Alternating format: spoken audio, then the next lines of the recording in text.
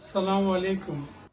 بہرحال خندق کے موقع پر صحیح بخاری میں حدیث ہے، نبی علیہ السلام نے جب وہ ابو سفیان اپنا لشکر لے کے واپس چلا گیا، آپ نے یہ پہلے ہی پریڈکشن فرما دی تھی کہ اے مسلمانوں، اب مشرکین عرب تم پر حملہ نہیں کریں گے، ان کی اب طاقت ٹوٹ گئی ہے، اب تم ان کے اوپر چڑھائی کرو گے۔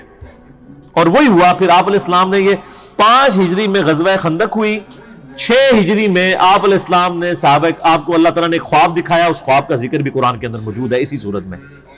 آپ نے خواب میں دیکھا کہ آپ یعنی عمرے کے لیے تشریف لے گئے ہیں اور آپ کے اصحاب بھی ساتھ ہیں، اور کوئی حلق کروا رہے ہیں، کوئی قصر کروا رہے ہیں، اور نبیوں کا خواب تو وہی الہی ہوتا ہے، جیسا کہ سورہ الصافات میں ہے کہ ابراہیم علیہ السلام نے خواب دیکھا کہ میں اپنے بیٹے کو ذبح کر رہا ہوں، تو انہوں نے اپنے بیٹے سے ڈسکس کیا، تو وہی الہی ہے، یہ نبی کا خواب جو بخاری مسلم کی حدیث ہے، نبوت کا 46واں حصہ۔ تو آپ نے اپنے صاحب سے کہا کہ یہ مجھے اللہ نے حکم دے دیا اصل میں، اور حکم یہ ہے کہ عمرہ کرنا ہے۔ اچھا، یہ عمرہ ایک یونیک عمرہ تھا جس میں قربانی کا جانور بھی ساتھ لے کے جایا گیا۔ ویسے قربانی کا جانور تو آپ حج قران کے اندر ساتھ لے کے جاتے ہیں، عمرے کے لیے بھی قربانی کا جانور لے کے جایا جا سکتا ہے۔ تو اسلحہ بھی ساتھ لیا، لیکن وہ بند اسلحہ تھا، یہ بھی ڈر تھا نا کہ کوئی حملہ نہ کر دے۔ تو بخاری مسلم میں آتا ہے کہ 1400 اصحاب، اور ایک روایت میں آتا ہے 1500، یعنی 1500 کے قریب اصحاب تھے جو آپ صلی اللہ علیہ وآلہ وسلم کے ساتھ عمرے کے لیے تیار ہو گئے جانے کے لیے۔ اب وہاں پہ مشرکین عرب کو یہ اطلاع پہنچ گئی، اب ادھر تو کھلبلی مچ گئی، انہوں نے کہا لو جی ہم پہ حملہ کرنا آ رہے ہیں، اور یہ عمرے کے بہانے آ رہے ہیں۔ تو انہوں نے خالد ابن ولید کو اور ایک اور شخص کو جو ابھی تک مسلمان نہیں ہوئے تھے بھیجا جاسوسی کرنے کے لیے۔ انہوں نے آ کے جب دیکھا کہ بھئی یہ تو مطلب اس ارادے سے نہیں آئے ہیں، اور کوشش بھی کی کچھ لوگوں کو یعنی چھیڑخانی کرنے کی کہ یہ ہمارے ساتھ لڑائی کرتے ہیں کہ نہیں۔ نبی علیہ السلام نے حکم فرمایا تھا کہ اگر وہ چھیڑخانی کرے بھی جواب نہیں دینا۔ ان کو خیر یقین ہو گیا، انہوں نے جا کے واپس رپورٹ کی کہ یہ تو اس لیے نہیں آ رہے ہیں۔ لیکن ابو سفیان اور باقی لوگوں نے کہا کہ نہیں یہ تو اس طرح تو ہم قریش مکے کے سردار ہیں، یہ کس طرح اس طرح آ سکتے ہیں، ہماری ناک کٹ جائے گی، ان کو روکو، نہیں آنے دینا۔ اب بیچ میں کچھ ایسے لوگ بھی شامل ہوئے جنہوں نے سمجھایا کہ بھئی تمہاری پوری دنیا کے اندر بے عزتی ہوگی، حرم تو سب کے لیے ہے، اور تم یہ حرم کی بنیاد کے اوپر ہی ساری یہ روٹی روزی تمہاری چل رہی ہے، باہر کے لوگ آتے ہیں، اور حرم جو ہے یہ ایک انٹرنیشنل سٹی ہے، سب لوگ ادھر آ سکتے ہیں حج عمرے کے لیے، تم کیسے اس کو روک سکتے ہو، تو بدنامی ہوگی۔ بہرحال خیر یہ سارے معاملات چلنا شروع ہوئے۔ یہ پوری ڈیٹیل آپ کو غزوہ جو صلح حدیبیہ کا چیپٹر ہے بخاری میں اور مسلم میں، یہ پوری ڈیٹیل آپ کو اس میں مل جائے گی۔ الٹیمیٹلی انہوں نے عروہ ابن مسعود کو، جو عبداللہ ابن مسعود کے بھائی تھے، وہ کافر تھے، ان کو جو ہے نا بھیجا نبی علیہ السلام کے پاس ڈسکشن کے لیے کہ آپ واپس چلے جائیں۔ اس نے آ کے نبی علیہ السلام کو بڑا یعنی ڈرایا اور دھمکایا، یعنی جا کے خیمے کے اندر کہ یہ تمہارے ساتھی جو ہیں تمہیں چھوڑ کے چلے جائیں گے، اور تم اس طرح نہ کرو، ہو سکتا ہے تمہیں مار دیں قریش مکہ، اور یہ وہ۔ اب اس ظالم کو کیا پتا تھا کہ یہ تو اللہ کے پیغمبر ہے، ٹھیک ہو گیا۔ اب اسی دوران صحیح بخاری کے الفاظ ہیں کہ جب یہ گفتگو کر رہا تھا تو حضرت ابو بکر صدیق رضی اللہ تعالیٰ عنہ پاس ہی بیٹھے ہوئے تھے۔ آپ کو بڑا سخت غصہ آیا، یعنی ایک شخص حضور کے منہ پہ آ کے دھمکی دے رہا ہے کہ تجھے تیرے ساتھی چھوڑ جائیں گے جو تیرے لیے اتنی قربانیاں کر رہے ہیں، تو نے اپنی جان بچانی ہے تو واپس چلا جا۔ اب اتنی گستاخانہ جملہ کون شخص سن سکتا ہے؟ تو حضرت ابو بکر رضی اللہ تعالیٰ عنہ کو بڑا غصہ آیا، اور آپ نے اس کو وہاں پہ بڑے سخت الفاظ کہے، اور جس کو آج کل ہمارے علماء نے دلیل بنایا ہوا ہے گستاخانِ رسول کو گالیاں نکالنے کی، حالانکہ وہ اس طرح ہے ہی نہیں تھا۔ وہ تو انہوں نے وہ بات کی جو کرا کرتے تھے، تو چونکہ وہ اپنے بت لات اور منات کی شرمگاہوں کو چاٹتے تھے، یہ ان کی ایک عبادت کا تصور تھا۔ جس طرح ہمارے بھی پنجاب کے اندر ایک ایسا دربار ہے جہاں پہ یعنی لکڑی کے بنا کے شرمگاہیں لٹکائی ہوئی ہیں، اور لوگ وہاں پہ مطلب جاتے ہیں، چڑھاوے بھی چڑھاتے ہیں۔ تو حضرت ابو بکر کو اتنا غصہ ہے کہ تم نبی علیہ السلام سے اس طریقے سے گفتگو کر رہے ہو، تو انہوں نے کہا جاؤ تم لات اور منات کی شرمگاہیں چاٹو، جو تمہارا کام ہے۔ پھر حضرت مغیرہ ابن شعبہ رضی اللہ تعالیٰ عنہ بھی پاس کھڑے ہوئے تھے، اور وہ تھوڑی تھوڑی دیر بعد، بخاری کے الفاظ ہے کہ اس کی عادت تھی وہ حضور کی داڑھی کی طرف نہ ہاتھ بڑھاتا تھا بات کرنے میں نا، اس کا ایک بعض لوگوں کا ایک عادت ہوتی ہے نا، تو یہاں پہ بھی بعض لوگ جو ہیں وہ کسی کو منانے کے لیے اس کے داڑھی کو تھوڑی کو ہاتھ لگاتے ہیں۔ تو جب وہ داڑھی کو ہاتھ لگاتا تو حضرت مغیرہ ابن شعبہ جو ہے نا، وہ اپنی تلوار کا جو دستہ ہے نا بیک سائڈ کے اوپر، وہ اس کے ہاتھ پہ یوں مارتے کہ پیچھے کر گستاخ، اپنے ناپاک ہاتھوں کو نبی علیہ السلام کی داڑھی سے پیچھے کر۔ اچھا، تو اسی میں آتا ہے کہ جب حضرت بکر نے اسے کہا تو اس نے کہا ابو بکر میں تجھے جواب دے سکتا ہوں اس بات کا، لیکن تیرا میرے اوپر احسان ہے، میں اپنی زبان بند کرتا ہوں. لیکن حضرت مغیرہ ابن شعبہ کے بارے میں جب بات ہوئی تو اس نے پھر کہا کہ بھی اس کو پھر انہوں نے یعنی اس نے جواب دیا اور ان کی کوئی پرانی غلطی ذکر کر دی کہ انہوں نے وہ کہیں پہ چوری کی تھی، کوئی ڈاکہ مارا تھا اور مال لوٹ کے لے آئے تھے. اس کے بعد وہ مسلمان ہو گئے تھے. تو حالانکہ نبی الاسلام کے پاس جب آئے تو آپ نے کہا کہ تیرا اسلام قبول ہے، لیکن یہ مال میرے پاس نہیں، تو نے جمع کرانا، مال تو جو ہے نا وہ جس کا ہے اس کو دے. تو اس کی طرف اس نے اشارہ کیا کہ اس وقت میں نے تجھے پناہ دی تھی نا جب تو نے لوگوں کا مال اس طرح ہڑپ کیا تھا. تو یہ مغیرہ ابن شعبہ رضی اللہ عنہ کو اس نے جواب دیا. اچھا جی، پھر اسی دوران نہ نبی علیہ السلام خیمے سے باہر تشریف لے کے آئے. اب صحابہ کرام یہ چاہتے تھے کہ ان کو ذرا دکھائیں کہ ہم کتنے جانثار ہیں. تو نماز کا ٹائم ہو گیا، نبی علیہ السلام نے وضو کے لیے پانی منگوایا. اب وہ جو تھا نا عروہ ابن مسعود وہ وہیں پہ موجود تھا، جو کافروں کی طرف سے ایلچی بن کے آیا ہوا تھا. یہ بخاری میں پوری حدیث ہے ڈیٹیل کے ساتھ، کتاب الشروع چیپٹر کے اندر. اب نبی علیہ السلام وضو کر رہے ہیں تو صحابہ کرام نیچے ہاتھ لے کے کھڑے ہو گئے. آپ کے وضو کا پانی نہیں نیچے گرنے دے رہے، حتیٰ کہ آپ علیہ السلام نے تھوک پھینکی تو ایک صحابی نے وہ بھی اپنے ہاتھوں پہ لے کے اپنے جسم پہ ملی. اور کسی کو نہیں جب پانی وہ ملتا تھا، ظاہر آپ کتنے لوگ سائڈ پہ، اب 1400 صحاب ہیں، تو جس کا ہاتھ گیلا ہو جاتا تھا حضور کے وہ پانی گرنے کی وجہ سے وہ اس سے اپنا ہاتھ مل کے اپنے جسم پہ مل لیتا تھا. اب یہ وہ منظر جو ہے نا عروہ ابن مسعود جو ہے نا وہ ڈائریکٹ تو نہیں دیکھ رہا تھا، شرمندگی اس کو محسوس ہو رہی تھی کیونکہ ابھی تو وہ حضور کو کہہ کے آیا تھا کہ یہ تو تجھے چھوڑ کے چلے جائیں گے. تو وہ حدیث کے الفاظ ہیں، وہ بعد میں مسلمان ہو گئے، پھر انہوں نے خود ہی روایت کی یہ حدیث. تو وہ نا اب ڈائریکٹ تو نہیں دیکھتا تھا، تو وہ یوں کر کے کنکھیوں سے دیکھتا تھا کہ یہ کیا کر رہے ہیں. ڈائریکٹ دیکھنے میں وہ اپنی ایک تذلیل محسوس کر رہا تھا. خیر یہ منظر جب دیکھا نا اس نے تو جناب وہ واپس گیا. اس نے کہا ابو سفیان کو کہ بھائی جی چپ کر کے بوری بسترا چکو تو واپس جاؤ، کیونکہ اس میں الفاظ ہیں بخاری کے. اس نے کہا کہ میں بڑے بڑے بادشاہوں کے دربار میں گیا ہوں، میں کیسر و کسرا رومن امپائر کے ہیڈ اور پرشین امپائر کے ہیڈ کے درباروں میں بھی گیا ہوں، میں نجاشی کے دربار میں بھی گیا ہوں. میں نے کسی بھی بادشاہ کی رعایا کو یہ تعظیم کرتے ہوئے نہیں دیکھا اپنے سردار کی جو محمد صلی اللہ علیہ وآلہ وسلم کے اصحاب کرتے ہیں. پھر اس نے آگے بیان کیا، اس نے کہا اللہ کی قسم جب وہ وضو کرتے ہیں وہ ان کا پانی نہیں نیچے گرنے دیتے، ان کا تھوک مبارک نہیں نیچے گرنے دیتے. اور اللہ کی قسم میں نے دیکھا کہ جب نبی علیہ السلام گفتگو کرتے ہیں تو وہ اس طریقے سے خاموش ہو جاتے ہیں گویا کہ ان کے سروں پر پرندے بیٹھے ہوئے ہیں، اور آپ کی بس زبان مبارک سے بات نکلنے کی دیر ہوتی ہے تو جھپٹ پڑتے ہیں وہ، اور وضو کا پانی لینے کے لیے وہ اس طرح کی دو کرتے ہیں گویا آپس میں لڑ پڑیں گے. تو انہوں نے کہا یہ اس بندے کو آپ لائٹ نہ لیں تو چپ کر کے ان کے ساتھ معاہدہ کر لیں. اب یہ ان کے لیے بہت بڑی تذلیل تھی کہ معاہدہ کر لیں. معاہدے کا تو مطلب یہ ہے کہ انہوں نے مسلمانوں کو پاور کے طور پہ تسلیم کر لیا. ابھی تک تو وہ 3 دفعہ تو مارنے کے لیے آئے نا، بدر میں، احد میں اور خندق میں. اب وہ پاور تسلیم کریں گے تو تبھی معاہدہ کریں گے. سہیل ابن عمرو کو بھیجا، وہ بھی بعد میں صحابی بن گئے. ان کا بیٹا تھا ابو جندل اور دوسرا بیٹا تھا عبداللہ. سر یہ آپ نے سب کچھ دیکھنا تو عمر سیریز دیکھیں.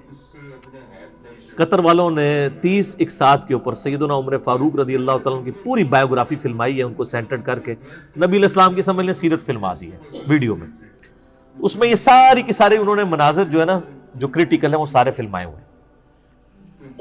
تو سہیل ابن عمرو آیا تو پھر حضرت ابو بکر نے کہا کہ لگتا ہے اب صلح ہو جائے گی، کیونکہ وہ ذرا سمجھدار آدمی تھا. اور وہی ہوا. اس نے کہا جی آپ ہمارے ساتھ معاہدہ کر لیں. نبی علیہ السلام نے فرمایا ٹھیک ہے. تو کاغذ قلم یعنی اس وقت جو چمڑا تھا اور قلم منگوائی گئی. بخاری شریف میں الفاظ موجود ہیں. نبی علیہ السلام نے یعنی اس میں لکھی ہوئی تھی بسم اللہ الرحمن الرحیم، تو اس نے پہلا اعتراض ہی بسم اللہ کے اوپر کر دیا، کیونکہ مشرکین عرب اللہ تعالیٰ کے لیے رحمان اور رحیم کے لفظ کو نہیں مانتے تھے. اسی لیے وہ سورۃ الکہف میں آتا ہے نا سورہ بنی اسرائیل میں کہ اللہ کو اللہ کہہ کے پکارو یا رحمان کہہ کے، یہ سب اچھے نام اللہ ہی کے ہیں. وہ اللہ نے اصل میں ان کا رد کیا تھا. اس نے کہا جی یہ بسم اللہ کو نہیں، ہم آپ بِاسْمِكَ اللہم لکھیں. نبی علیہ السلام نے فرمایا ٹھیک ہے جی، کاٹ کے بِاسْمِكَ اللہم لکھ دیتے. اللہ گالتے ہوئی سی. اچھا پھر اس میں لکھا گیا یہ جو ہے وہ محمد رسول اللہ صلی اللہ علیہ وآلہ وسلم اور مشرکین عرب کے درمیان معاہدہ ہے. اس نے کہا جی ہم تو آپ کو اللہ کا رسول مانتے ہی نہیں ہیں، اگر رسول مانتے ہوتے تو آپ کے ساتھ لڑائی کرتے ہم. تو آپ اس کو محمد ابن عبداللہ کرتے ہیں۔ سیدنا علی چونکہ آپ کے کاتب تھے تو نبی علیہ السلام نے سیدنا علی سے کہا کہ یہ تم نہ کاٹ کے نا تو محمد ابن عبداللہ کرتے ہیں۔ تو سیدنا علی نے قلم پھینک دی، کہا یا رسول اللہ میں تو آپ کا نام نہیں کاٹ سکتا۔ یہ نہیں محبت فرماتے، یعنی فرتے محبت میں تھا۔ نبی علیہ السلام نے بھی اس کو برا نہیں منایا۔ آپ نے فرمایا اچھا یہ قلم مجھے دو، مجھے بتاؤ کہاں لکھا ہوا ہے، تو بتایا گیا یہ لکھا ہے۔ تو آپ نے اپنے مبارک ہاتھوں سے ایسے لکیر پھیری، اور بخاری کے الفاظ ہیں، اس میں میرا کلپ بھی ہے نبی علیہ السلام کی ہینڈ رائٹنگ، کہ آپ علیہ السلام نے اپنے ہاتھوں سے محمد بن عبداللہ لکھا۔ چونکہ آپ لکھنا پڑھنا تو جانتے نہیں تھے، یہ آپ کا معجزہ تھا، تو وہ اس میں الفاظ ہیں حدیث کے کہ آپ کی رائٹنگ اتنی اچھی نہیں تھی، کیونکہ یہ قرآن میں سورہ عنکبوت کی آیت نمبر 51 ہے کہ یہ نبی علیہ السلام کا معجزہ قرآن ہے۔ اس سے پہلے 49 50 میں آتا ہے کہ اگر یہ نبی دائیں ہاتھ سے کچھ لکھ سکتے ہوتے تو کافر کہتے یہ کتاب انہوں نے خود لکھی ہے۔ تو یہ آپ کا معجزہ تھا کہ آپ امی تھے۔ بہرحال معاہدہ لکھا گیا، اس کے اوپر یعنی سگنیچرز بھی ہو گئے۔ اب حضرت عمر کی تسلی نہیں ہو رہی، صحیح بخاری میں حدیث ہے، حضرت عمر آئے، کہا یا رسول اللہ ہم سچے نہیں ہیں؟ بالکل سچے ہیں جی۔ یہ کافر کے جھوٹے نہیں ہیں؟ کہا جھوٹے ہیں۔ اچھا جی۔ پھر کہا یا رسول اللہ کیا ان کے جو مقتولین ہیں وہ دوزخ میں اور ہمارے مقتولین جنت میں نہیں ہیں؟ فرمایا بالکل۔ تو یا رسول اللہ ہم کیوں پھر ان کے ساتھ دب کے صلح کر رہے ہیں؟ کیونکہ اس میں شرائط 3 شرائط تھی۔ پہلی شرط یہ تھی کہ اگر کوئی کافر مسلمان ہو کے یعنی مدینہ شریف آ جائے تو نبی علیہ السلام پابند ہیں اس کو واپس کرنے کے، لیکن اگر کوئی مسلمان واپس آ گیا مکے تو مشرکین عرب اس کو واپس نہیں کریں گے، یہ دوسری شرط تھی۔ اب یہ تو دب کے صلح کرنے والی بات تھی۔ اور تیسری شرط یہ تھی کہ اس سال آپ عمرہ نہیں کریں گے، ہمارے بھی ناک رہ جائے، آپ واپس چلے جائیں، اگلے سال آ کے آپ عمرہ کر لیں، قضا کر لیں۔ یہ 3 شرائط تھی۔ اب تینوں شرائط بظاہر ان کی فیور کے اندر تھی، بالکل ون سائیڈڈ تھی نا، لیکن اللہ تعالیٰ جب حضرت عمر فاروق نے اعتراض کیا تو حضرت عمر نے نبی علیہ السلام فرمایا کہ مجھے اللہ نے حکم دیا۔ اب نبی جب اللہ کی وحی کے ساتھ کوئی کر رہا ہے اس پہ تو کوئی اعتراض نہیں۔ بال حضرت عمر کی تسلی نہیں ہوئی، آپ اس سے خاموشی سے نکل کے جا کے حضرت ابوبکر صدیق رضی اللہ تعالیٰ سے جا کے کہا کہ یہ دیکھیں ایک صلح کر لی۔ تو حضرت ابوبکر نے پھر حضرت عمر کو ڈانٹا اور کہا کہ وہ اللہ کے رسول ہے، اور حضرت عمر کہتے ہیں مجھے پوری زندگی میں نے بڑا صدقہ اور خیرات کیا ہے کہ اس دن مجھ سے نبی علیہ السلام کے ساتھ مس بیہیو جو کیا، حالانکہ اس میں مس بیہیو کوئی بھی نہیں تھا، لیکن ظاہر ہے کہ وہ جو شریف انسان ہوتا ہے وہ تو سمجھتا ہے کہ نبی کا مرتبہ کیا ہے، وہاں تو آپ آواز بھی اونچی کریں تو اعمال غارت ہو جائیں گے۔ بہرحال یہ 3 شرائط طے پا گئی۔ اب یہ بالکل ون سائیڈڈ شرائط تھی، نبی علیہ السلام نے قبول کر لیا۔ اب بخاری کے الفاظ ہیں، آپ علیہ السلام خیمے سے باہر نکلے اور آپ نے معاہدہ کہا کہ یہ ہو گیا ہے، تو اب اس طرح کرو کہ سب لوگ جو ہے نا یہیں پہ قربانیاں اپنی قربان کر دو۔ ویسے تو قربانی قربان کرنے کے بعد حلق کروانا ہوتا ہے، قربانی ادھر ہی کرو، حرم تک جانے کی ضرورت نہیں، یہیں کر کے اپنا حلق کروا دو، یعنی بال منڈوا دو، اور ساتھ ہی جو ہے وہ احرام بھی کھول دو۔ تو کوئی صحابی بھی نہیں اٹھا اس کے لیے، دوسری دفعہ کا، تیسری دفعہ کا۔ یہ پہلا اور آخری موقع تھا کہ نبی علیہ السلام نے 3 دفعہ صحابہ کو حکم دیا اور کوئی بھی ماننے کے لیے تیار نہیں ہوا، یعنی وہ سارے ناراض تھے اس صلح کے اوپر۔ اب نبی علیہ السلام کی ایک مبارک عادت تھی کہ آپ ہر سفر میں اپنی کوئی نہ کوئی بیوی ساتھ رکھا کرتے تھے، قرآن اندازی کرتے تھے، بخاری میں آتا ہے ایک بیوی کو ساتھ دے جاتے تھے۔ اس سفر میں حضرت ام سلمہ آپ کے ساتھ تھی، وہ خیمے میں بیٹھی ہوئی تھی۔ یہ سب سٹوری نہیں میں پڑھ رہا، یہ میں جتنا کچھ بیان کر رہا ہوں یہ بخاری مسلم میں موجود ہے، ٹھیک ہے جی۔ تو ام سلمہ کے پاس آئے اور کہا کہ یہ تو میری بات ہی نہیں کسی نے مانی، میں نے 3 دفعہ اناؤنسمنٹ کی ہے۔ تو ام سلمہ نے پھر بڑا زبردست مشورہ دیا، انہوں نے کہا کہ آپ ان کو چھوڑ دیں، آپ سب سے پہلے اپنی قربانی خود قربان کریں، اپنا حلق کروائیں اور احرام کھول دیں۔ نبی علیہ السلام باہر نکلے، اپنی قربانی کو قربان کیا، حجام کو بلوایا، سر حلق کروا دیا، احرام کھول دیا۔ اب باقیوں نے جب تمام صحابہ نے دیکھا حضور نے کیا ہے، پہلے ایک اٹھا، پھر دوسرا، پھر تیسرا، کرتے کرتے سب کے سب نے، یعنی اب پیچھے کوئی راہ نہیں۔ این ممکن ہے کہ صاحب یہ سوچ رہے ہوں کہ کوئی شاید کوئی نیا حکم نازل ہو جائے تو شاید کوئی نہ کوئی ہمیں اجازت مل جائے، کیونکہ صحابہ تو چاہ رہے تھے کہ ہم ان کے ساتھ لڑائی کریں گے اور یہ معاملہ کریں گے۔ اس دوران ایک اہم واقعہ ہوا جو بخاری مسلم دونوں میں موجود ہے کہ حضرت عثمان غنی رضی اللہ تعالیٰ عنہ کو نبی الاسلام نے اپنا سفیر بنا کے مشرکین عرب کے پاس ڈسکشن کے لیے بھیجا. انہوں نے ان کو وہاں پہ قید کر لیا، یعنی محصور کر لیا، واپس نہیں آنے دیا. ان کو بلکہ آفر کی کہ تم عمرہ کر لو، چونکہ وہ حضرت عثمان بھی بنو امیہ سے تھے، ابو سفیان بھی بنو امیہ سے تھا. نبی الاسلام نے بڑی سمجھداری کی کہ ان کے خاندان کا ایک بندہ بھیجا. یہ خطرہ تھا کسی اور کو بھیجتے وہ قتل ہی نہ کر دیں، لیکن خاندان والوں کا خیال کرتے تھے کیونکہ قبائلی سسٹم بڑا سٹرانگ تھا نا، وہ سال 2 کھڑے ہو جاتے تھے امیت میں. تو حضرت عثمان رضی اللہ تعالیٰ عنہ کو انہوں نے قتل تو نہیں کیا، لیکن وہاں پہ معصور کر لیا اور کہا کہ بھی تم کرنا چاہ رہے ہو تو کر لو. انہوں نے کہا میں نبی الاسلام کے بغیر عمرہ نہیں کروں گا، عمرے کو میں نے کیا کرنا ہے، نبی الاسلام ہی ہمارے ساتھ نہیں ہے. تو لیکن پیچھے یہ خبر مشہور ہوگی مسلمانوں میں کہ حضرت عثمان کو شہید کر دیا گیا. اب چونکہ علم غیب والا تو معاملہ بعد میں شروع ہوا ہے، اس زمانے میں تو کوئی نہیں ہوتا تھا. نبی الاسلام تک بھی خبر پہنچی، اللہ نے چونکہ وحی سے نہیں بتایا، آپ حضور کو بھی یہ بات نہیں پتا تھی.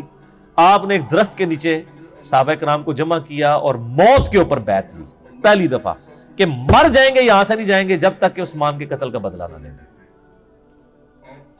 تو بیعت والا یعنی یہ معاملہ ہوا. خیر اللہ کا کرنا ہوا. حضرت عثمان غنی پھر اس دوران ان کو جب پتہ چلا وہ ڈر گئے، انہوں نے حضرت عثمان کو واپس بھیج دیا.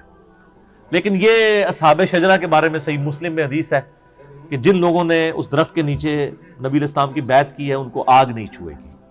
اور قرآن پاک میں بھی اللہ تعالیٰ نے اسپیسیفکلی یہ جو اس میں آیات نازل ہوئی ہیں نا، رضی اللہ عنہم ورضوا عنہ اور محمد رسول اللہ والذین معہ اشداء علی الکفار، یہ اسپیسیفکلی صلح حدیبیہ کے صحاب کے بارے میں جو واقعی جانثار تھے.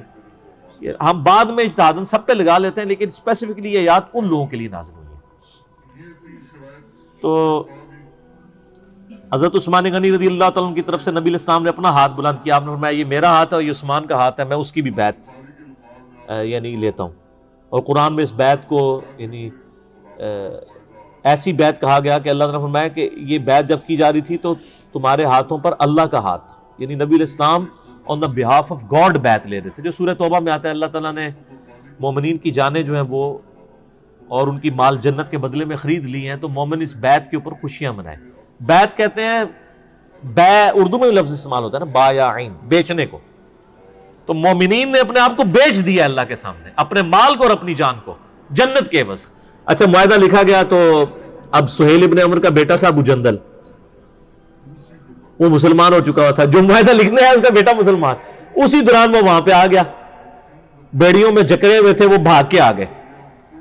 تو ابو جندل کی حالت دیکھی مسلمانوں کو ترس آ گیا.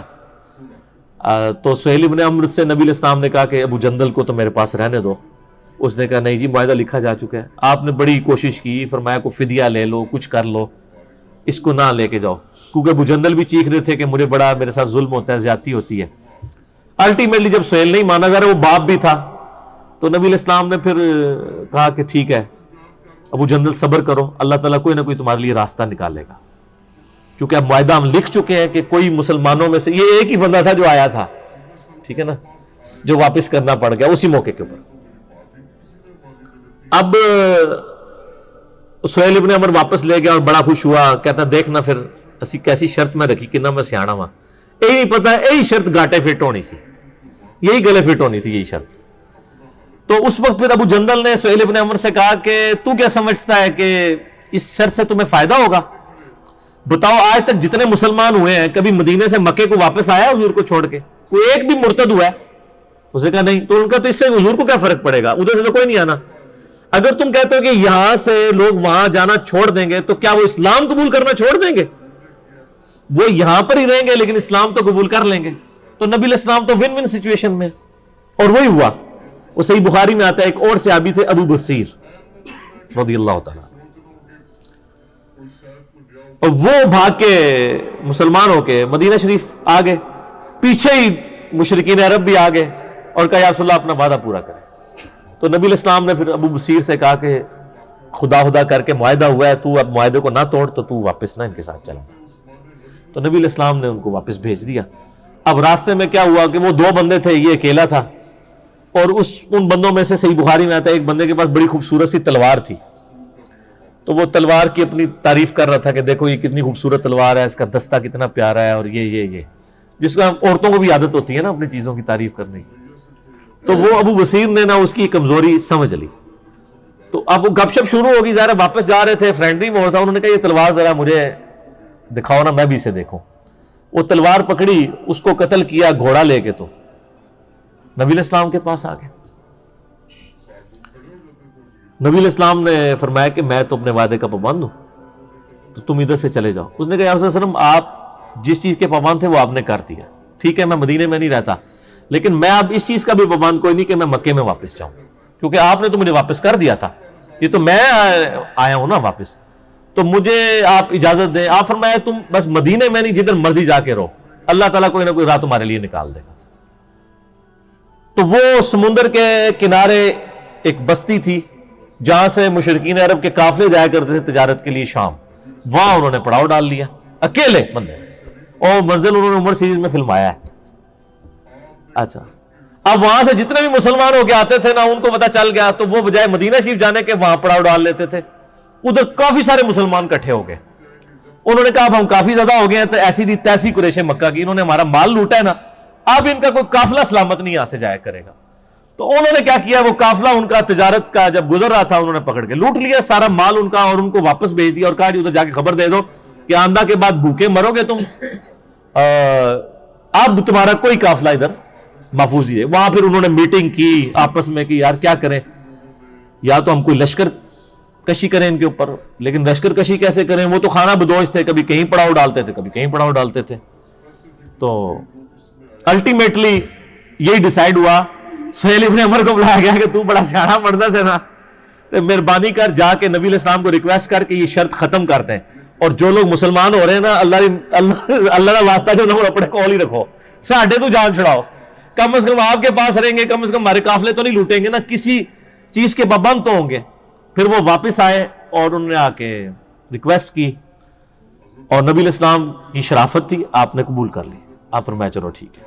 پھر ان کی یہ جان چھوٹی. بر وہ صحابی جو تھے ابو بصیر, حضرت عمار ابن یاسر کو نبی علیہ السلام نے بھیجا کہ جا کے ان کو پیغام دو. تو وہ حالت نزع میں تھے اس وقت, یعنی وہ بیمار ہو گئے وہ عرب میں. تو بہرحال وہ نزع کے عالم میں تھے. عمار ابن یاسر آئے, انہوں نے خوشخبری دی, ان کی قبر پھر وہیں پہ بنی ہے.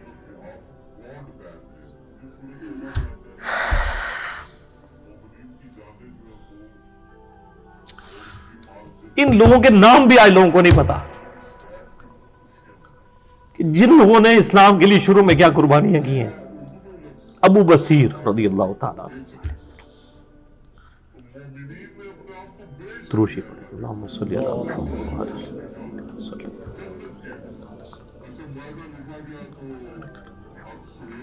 کما بارکت علی ابراہیم وعلی آل ابراہیم. تو آپ دیکھیں کس طریقے سے یعنی ان لوگوں نے اپنی طرف سے ہوشیاری کرنے کی کوشش کی. اچھا, جب یہ سب کچھ ہوا, پھر حضرت عمر آئے حضرت ابوبکر کے پاس اور کہا کہ آپ نے سچ کہا تھا, یہ اللہ کے رسول ہے صلی اللہ علیہ وسلم. یعنی میرا وہ ویژن نہیں تھا کہ ہم دب کے صلح کر رہے ہیں, اور یہ صلح جو ہے وہ مسلمانوں کے لیے فتح کی نوید ثابت ہونی ہے. آپ نے بڑی کوشش کی, فرمایا کو فدیہ لے لو, کچھ کر لو, اس کو نہ لے کے جاؤ, کیونکہ ابو جندل بھی چیخ رہے تھے کہ مجھے بڑا